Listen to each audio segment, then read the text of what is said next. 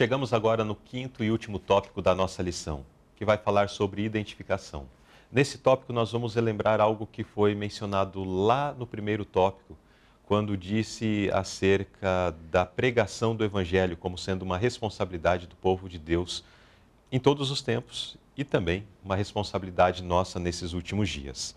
A primeira pergunta nos diz o seguinte: mesmo quando as pessoas do mundo geralmente se vestiam de forma mais modesta do que agora, por que Deus já tinha uma roupa especial para o seu povo?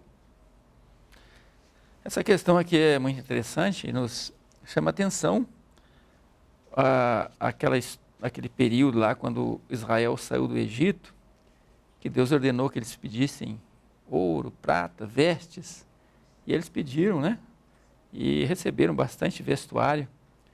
E eles saíram da escravidão, quais roupas eles usavam?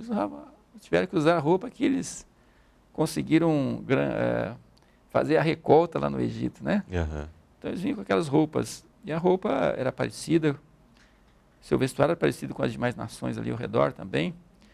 Então, Deus ordenou que eles colocassem um sinal distintivo. Deviam colocar um cordão azul na franja das bordas do seu vestuário. Uhum. Então, aquilo ali era um sinal distintivo, e diz aqui o texto bem claro, de Números 15, 37 a 41, o objetivo era para que eles se lembrassem dos mandamentos do Senhor e os cumprissem. E para que o coração deles não fosse após os olhos deles, e eles deviam se lembrar de todos os mandamentos, cumpri-los. E, na verdade, em resumo, aquele cordão azul é para que eles se lembrassem a quem eles serviam, né? Uhum. A quem eles pertenciam.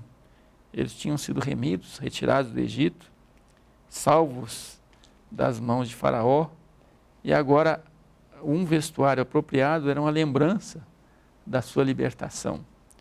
Então, hoje também devemos pensar nesse prisma. Já que eu fui liberto por Cristo, Cristo me salvou do Egito, deste mundo, o que eu devo fazer, como devo agir, o que eu devo vestir de forma tal que me faça lembrar a quem eu pertenço. Uhum. Então, fostes comprados por bom preço.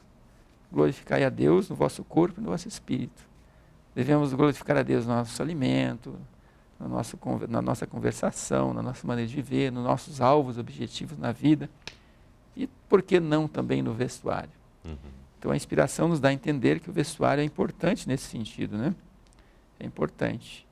E diz aqui, eles não deviam servir aos desejos pessoais, nem imitar as nações idólatras ao redor, mas permanecer como povo distinto e separado, a fim de que todos os que os contemplassem pudessem dizer: esses são aqueles que Deus tirou da terra do Egito, que guardam a lei dos 10 mandamentos.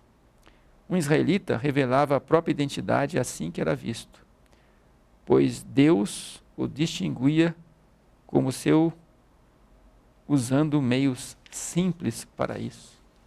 Então, não precisava nem falar, não, eu sou um israelita e tal. Bastava que alguém olhasse, né? Já percebia. Hoje em dia se distingue um israelita porque eles usam o kippah, né? Uhum. Aquele gorrinho aqui na cabeça. Uhum. Outras religiões são distinguidas por outras formas. Uhum. Agora, claro, nós temos que ter em mente que somente a forma exterior não diz tudo, né? Uhum. E, inclusive, até uma forma de a gente pensar naquele mandamento: não tomarás o nome do Senhor teu Deus em vão. Uhum. Porque é mais vergonhoso alguém usar um vestuário cristão, entre aspas, vestuário que revela ou dá a revelar que a pessoa é crente, e a pessoa ter uma vida completamente regular. Uhum. Está vestido como crente, mas vive como mundano. Aí é mais vergonha. Uhum. Mas isso não quer dizer que o cristão verdadeiro, sincero, fiel, ele não tem que ser distinto, tem que ser diferente. Isso é verdade, né? Ele tem que ter algo que demonstre que esteja no lugar daquele cordão azul que os israelitas usavam lá. Exato. É interessante, né? Essa ideia que é apresentada acerca do cordão azul. O que está em volta está contida nisto que Deus estabeleceu e trazendo para os nossos dias é uma lição importante, né? E aí vem as perguntas reflexivas, e aqui cabe uma muito apropriada. Quando alguém olha para mim, percebe o que eu estou vestido, ela consegue me distinguir como um cristão? Uhum. Ou eu preciso abrir a boca para dar muitas explicações para comprovar que sou um cristão, né? Existem pessoas que dizem assim, às vezes, para a gente: nossa, eu percebi mesmo que o senhor era um cristão. Uhum. Pelo seu modo de ser, pelo modo que você está vestido. Agora, existem aqueles... Às vezes eu caminho com a minha esposa e alguém chega, nossa, dá um cumprimento, né, como uma identificação religiosa. Ah, vocês também são tal, por conta da vestimenta. E às vezes nós respondemos de uma forma mais simples: nós somos adventistas e tal, da reforma. Adventista? Eu não sabia que eles também se vestiam assim, né? Sem se ligar ao complemento do nosso nome, da questão. Não, nós somos do movimento de reforma, adventista da reforma, porque nós temos sim um princípio relacionado ao vestuário nesse sentido. Uhum. Porque o vestuário, para o meio adventista, já não é uma caracterização, né? Uhum. Mas a palavra de Deus nos chama a atenção que, para nós reformadores, nesses últimos dias, o vestuário é sim. Uhum. Então, as pessoas, ao nos verem, precisam perceber que nós não precisamos abrir a boca para explicar que somos cristãos, né? Porque quando precisamos dar muita explicação é porque existe alguma coisa errada, né? Assim, tá certo. Quando alguém vai a juízo para declarar ou para explicar determinada situação, se a pessoa começa a explicar muita coisa, alguma coisa de errado tem. Então, a pessoa, ao ver, ao nos observar, já tem que distinguir isso. E, infelizmente, no contexto adventista, de forma geral, nós percebemos que isso se perdeu. Mas no nosso meio não deve ser assim. Precisamos zelar por esse princípio. Isso, né, nos chama atenção para vários aspectos, né? Não só a característica do vestuário, que deve envolver a modéstia, o pudor, uhum, a simplicidade, mas também a questão do bom gosto, sim, o exato, asseio, uhum, né? Não quer dizer que a pessoa tem que andar que nem um espantalho, né? Exatamente. Porque isso aí traz uma nota negativa para o Evangelho. É o outro lado da história que também está errado.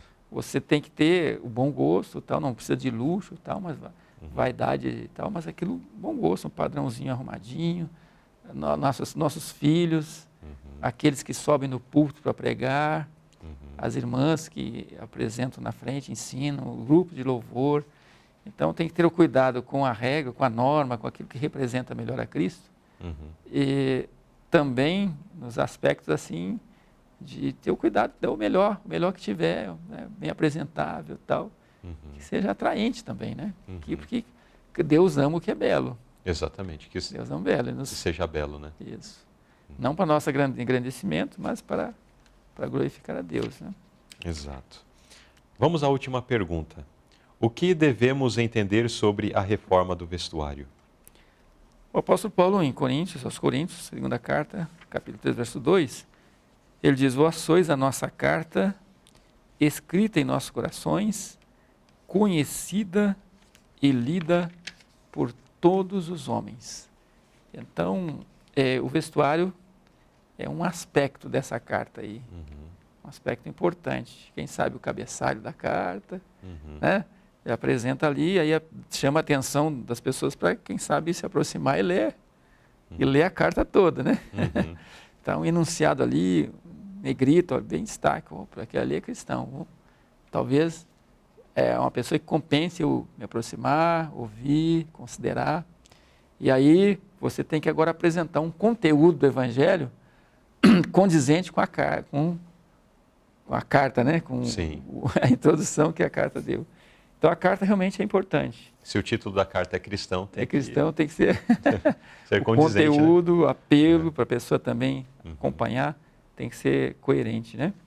Agora, essa nota, eu achei interessante, essa última nota, Assim, aquelas que constantemente insistiam no vestuário reformador de suas irmãs, criaram muitos sentimentos infelizes por conta disso. Para as extremistas, essa reforma parecia constituir a soma e a essência de sua religião. Era o tema da conversa e a angústia do coração, e a mente delas foi assim desviada de Deus e da verdade. Deixaram de nutrir o Espírito de Cristo e manifestaram grande falta de verdadeira cortesia. Em vez de valorizar esse estilo por suas vantagens reais, pareciam sentir orgulho dessa característica personalizada. Talvez nunca tenha surgido entre nós qualquer questão que tivesse causado tal desenvolvimento de caráter como a reforma do vestuário. Então, é algo que nós devemos cuidar com reflexão, com oração, pensando nos nossos motivos, né? Então, fazer o melhor, mesmo em matéria de vestuário, de forma tal que Deus seja honrado, glorificado. Não fazer disso algo que a pessoa vem se vangloriar. A pessoa ter orgulho de ser assim diferente, ser simples, ser isso e aquilo. Como né? aquele que se orgulha de ser humilde, né? Ser humilde. Tá errado. Então, tem até um pensamento inspirado da Ellen White, no livro Evangelismo, se não me engano, na página 278, ela diz assim, que não devemos fazer do assunto do vestuário o assunto principal da nossa religião. Então, não é o assunto principal. Ele é importante. Ele demonstra algo da nossa realidade interna de vida cristã, mas não é o ponto principal. O ponto principal qual é? É Cristo, é a salvação, este crucificado. Quando isso se torna claro na nossa mensagem, na nossa maneira de viver, representamos condignamente a cruz de Cristo, então os outros aspectos se tornam atrativos também. E não vai ser difícil para quem aceitar nesta forma a doutrina, ele viver também essa realidade em relação ao vestuário. Lá que falar de Cristo e quando o coração estiver convertido, tudo que tiver que cair, vai cair. Vai ser mais fácil você receber as verdades envolvidas, as verdades, vamos dizer assim, acessórias, né, do Evangelho, que estão ligadas a esse grande plano da redenção. Né? Certo. E pode acontecer, irmãos, que alguém esteja com a veste da pele do cordeiro, mas ainda não. Mas o coração ainda não está convertido ao Cordeiro de Deus, né, que tirou o pecado do mundo. Aparentemente, ele está, na verdade, vestido com a lã do cordeiro, mas ele não está com a pele completa, né, do cordeiro. Por baixo dessa pele ainda existe um lobo, né? Existe o lobo. Então, nós precisamos vencer essa condição de lobo, né? Primeiro, com a aplicação do sangue purificador no nosso coração, na nossa vida. E agora, isso vai nos dar força para vencer as consequências, né? As outras coisas. Muito bem. E aí nós vemos que vimos, né, nesse tópico que falou sobre a identificação, que através, então, do nosso vestuário, as pessoas perceberão, né, que são pessoas diferentes, são pessoas distintas e que têm algo a oferecer, né? E o nome de Deus será glorificado e desta forma também testemunharemos ao mundo acerca do Evangelho. Porque quando se apresenta de uma forma igual ao mundo, que mensagem tem para oferecer, né? Agora, quando há essa distinção, assim como existia na veste dos israelitas, Deus trabalha, Deus atrai, né, a este aspecto também. Quantas pessoas, às vezes, você é cristão, percebo pelo modo de vestir, né? Então, isso faz parte, sim, daquilo que Deus estabeleceu e é algo que nós precisamos buscar entender cada vez mais. A próxima lição vai se aprofundar, vai apresentar vários aspectos. O irmão Marcos até mencionou aqui, falou, né, do traje honesto, com pudor, com modéstia, que precisa ser belo, né? Precisa ser bonito também. A próxima vai falar que precisa estar limpo também, porque às vezes não se tem esse cuidado. Enfim, tem muitas lições ainda a apresentar, ou que precisamos aprender relacionado a esta questão da vestimenta. Mas em vista disso tudo que nós acabamos de estudar, irmão Marcos, qual o apelo que o irmão gostaria de dirigir aos nossos internautas? Bem, eu quero apelar aos nossos internautas para que pensemos bem no tema dessa lição, né? Folhas de figo ou lã de cordeiro? Como foi dito, folha de figo ou pele de cordeiro? O que essa lição falou ao teu coração, ao meu coração? Do que será que nós estamos vestidos? Será que estamos confiando em nossas obras, em nosso esforço para obter o favor de Deus? E por outro lado, será que a minha vida, a minha maneira de viver está condizente com a verdade que eu defendo, que eu prego, a favor da qual eu me posicionei? Então essa lição tem nos dado condições, ou apelado para a gente refletir nessas questões, né? Deus, ele quer estar conosco, Ele quer andar conosco, Ele quer fazer de cada um de nós instrumento da sua glória, e para isso todos os detalhes da nossa vida são importantes. Então o apelo dessa lição é para que a gente coloque tudo no altar, a gente corra para os braços do Senhor do jeito que estamos, da forma como estivermos, e Ele está disposto a nos abraçar, nos justificar, nos perdoar e nos revestir novamente da sua glória. E dessa forma vamos realmente ser a luz do mundo, né? Vamos cumprir o papel que Ele deseja que o seu povo cumpra. Que Deus então possa abençoar a cada um dos nossos irmãos e amigos que estão assistindo, que irão assistir quem sabe no futuro também o que ficar gravado, e que o Senhor possa abençoar ricamente a todos. Possamos continuar estudando, aprendendo e colocando na nossa vida prática essas preciosas lições. Que Ele seja honrado pela nossa vida, pela tua vida e pela entrega também que possa fazer ao Senhor nesse momento. É o meu desejo e oração para todos. Amém. Amém.